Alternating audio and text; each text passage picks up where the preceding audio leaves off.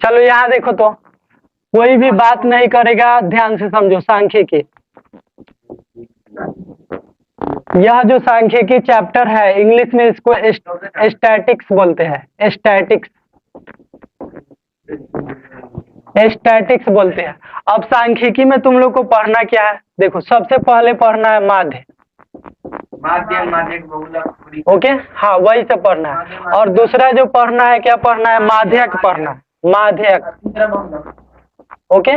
और तीसरा पढ़ना है बहुलक। परिसर वह सब 8 क्लास में या 9th क्लास में पढ़ना था, ठीक है। परिसर क्या करते हैं, उच्च सीमा माइनस निम्न सीमा, हो गया, बारका में से छोट क्या घटा। तो यह माध्य, माध्यक और बहुलक पढ़ना है। इस चैप्टर में 3 गो पढ़ना है, जिसमें हम पहले माध्य बतला देते हैं, ठीक है, ओके। तो तुम लोग अभी पढ़ा होगा वर्गीकृत आंकड़ों का माध्य, और इसमें पढ़ना है अवर्गीकृत आंकड़ों का माध्य। जैसे देखो 9th क्लास में तुम लोग एक क्वेश्चन बनाया था, इसका उदाहरण वाला हम बनवाए थे, हाई वाला।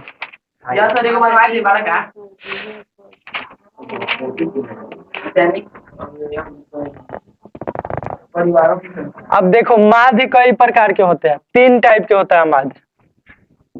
माध्य के 3 गो विधि होता है। एक होता है प्रत्यक्ष विधि, प्रत्यक्ष विधि, विधि है, कोई भी मैथ बनाने का कई गो तरीका होता है, तो 3 गो विधि से बनाना है। प्रत्यक्ष विधि इंग्लिश में बोलते हैं डायरेक्ट मेथड, डायरेक्ट मेथड। उसके बाद में दूसरा होता है काल्पित माध्य विधि, काल्पित, काल्पित माध्य विधि, इंग्लिश नहीं लिखते हैं फालतू हो जाएगा। उसके बाद में एक होता है पग विचलन विधि, पग विचलन विधि, सब किताब में है, धीरे धीरे जानोगे, ठीक है। तो एग्जाम में नहीं कहता है कि तुम ये विधि से बनाओ, वो विधि से बनाओ, तुमको जो आता है वही बनाओ। तो ज्यादातर लड़का कोई भी बनाता है तो प्रत्यक्ष विधि से, डायरेक्ट बनाता है, डायरेक्ट मेथड, ठीक है। तो यह जो सांख्यिकी है ना, 3 तरीका से बनेगा। माध्य कितने तरीका से बनेगा, 3 तरीका से। एगो प्रत्यक्ष विधि होता है, ये पहला विधि होता है। दूसरा विधि है कल्पित माध्य विधि, एगो होता है पग विचलन विधि, ओके। अरे माध्य बहुत इजी होता है, एक बार बतला देंगे तो कई गो क्वेश्चन। चलो तुम लोग अभी तक अवर्गीकृत मतलब वर्गीकृत आंकड़ों का माध्य पढ़ा, इसमें पढ़ना है अवर्गीकृत। प्रश्नावली 14.1, प्रश्नावली 14.1 बनाएगा। एक तो हम बता देते हैं, उसके बाद क्वेश्चन नंबर 1 देखो, इस तरह से दिया है। ऐ बात मत करो, समझो ध्यान से। अब बच्चे नहीं रह गए हो, 10th क्लास में आ गए हो। CIF देखो, CI का मतलब होता है संचयी बारंबारता, ठीक है। F के मतलब होता है बारंबारता, ओके। तो इसमें CI कितना से कितना है, वर्ग अंतराल कितना से कितना है, 0 से 2 है। दूसरी क्या बोलो तो 2 से 4 है, 4 से 6, 6 से 8, 8 से 10, 10 से 12, कहाँ तक है टोटल, टोटल है 12 से 14 तक, ओके। एफ का मान बोलो, एफ का मान 1 2 1 5 6 2 3।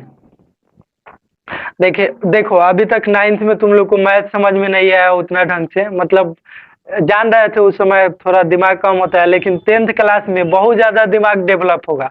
जितना पढ़ोगे बहुत चीज जानोगे, अभी कुछ नहीं जान रहे हो तुम लोग, 0 हो, इतना मान के चलो, ठीक है। तो देखो अभी जो है इसको हम लोग सॉल्व करेंगे। यह क्वेश्चन हो गया। इसको बनाने के लिए नहीं, दूसरा तरीका है, देखो ध्यान से। इसको बनाने के लिए 2 ठो खंड इसमें और ऐड करते हैं, इस तरह से ऐड कर लोगे। एक होता है एक्स, इसको बोलते हैं वर्ग चिन्ह।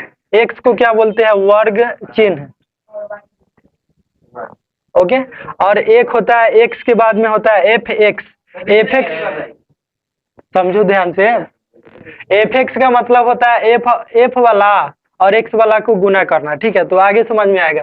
अभी देखो यहाँ पर तुमको एक्स निकालना है, वर्ग चिन्ह। तो वर्ग चिन्ह कैसे निकालते हैं, दोनों को जोड़कर आधा कर देते हैं। जीरो में दो जोड़ो, दो कर दो आधा एक, जीरो में दो जोड़ेंगे दो हो गया, ठीक है।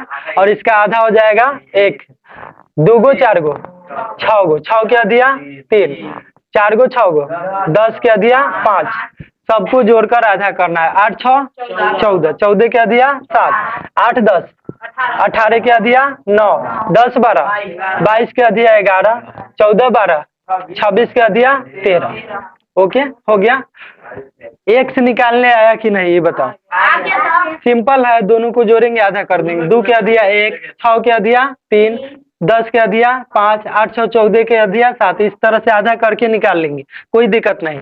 अब देखो यहाँ पर एफ एक्स का मतलब होता है एफ और एक्स के बीच में गुना। क्या होता है गुना। तो गुना करो, एफ वाला मान को एक्स वाला मान के साथ गुना करेंगे। एक एकम एक, दो तिहाई 6, 5 एकम 5, 6 लिखा गया था, 7 पचे 35, 9 छक 54, ओके 11 दूना 22, 13 तिया 39। देखो मैथ इतना इजी तरीका से पढ़ा देंगे। हाँ अभी इसमें खाली फार्मूला लिख के आप बना देना। मैथ इजी तरीका से बतला देंगे, तुम लोग को समझ में आना ही आना है, नहीं आएगा ही हो ये नहीं सकता। जिसको जोड़ घटाव नहीं आता है उसको भी हम पास कराने का क्षमता रखते हैं, सबको ये लंग से फैले नहीं होता है कभी, ठीक है। देखो तो यहाँ पर एक्स निकालना जान गया। एक्स कैसे निकालते हैं, दोनों को जोड़ करके आधा करते हैं। जैसे 4 6 10 क्या दिया 5, 8 6 14 क्या दिया 7। इस तरह से एफ एक्स कैसे निकालते हैं, तो एफ वाला को एक्स वाला को गुना करते हैं। एक एकम एक, दो तिहाई 6, 5 एकम 5, 7 पचे 35, 9 छक 54, 11 दूना 22, 13 तिया 39। इसमें किसी को दिक्कत, अगर दिक्कत होगा तो पूछना, ठीक है। कोई दिक्कत नहीं है, पूछ सकते हो कितना भी। अब माध्य बराबर, तो माध्य बराबर होता है सिग्मा, पढ़ा होगा सिग्मा एफ एक्स बटा सिग्मा एफ।